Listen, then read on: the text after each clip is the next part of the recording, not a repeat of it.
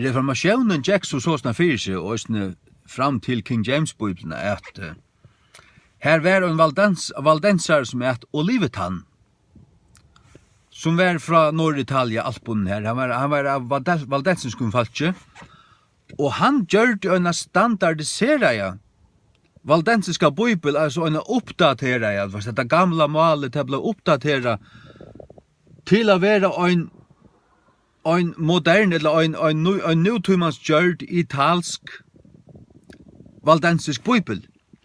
Og hon kom ut, minner meg rett, i 1604.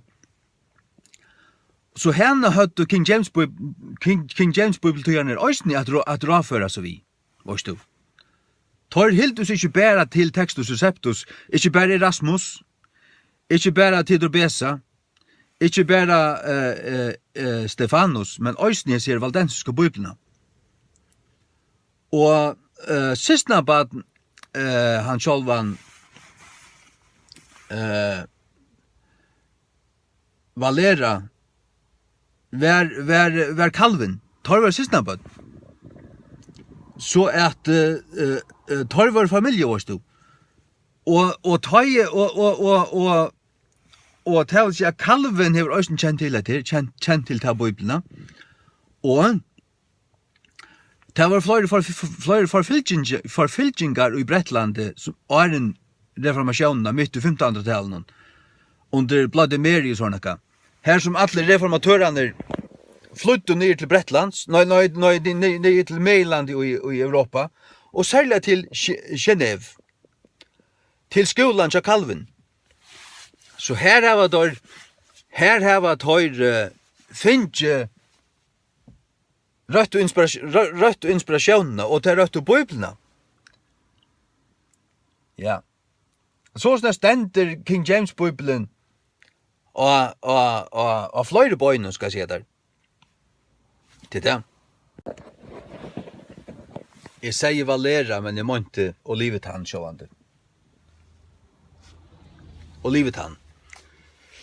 Men lukka skal det ta på at valdensiska kyrkjan var ikke en nøyføringa sprinklande luthersk kyrkja.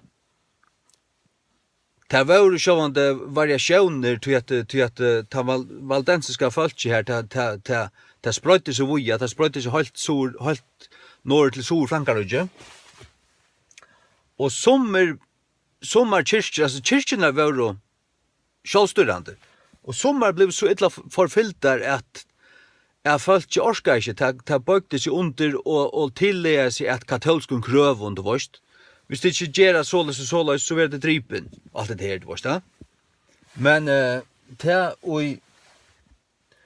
i sin røynaste form var der fullkomliga protestantiska kyrkjer, som, skal jeg si at her,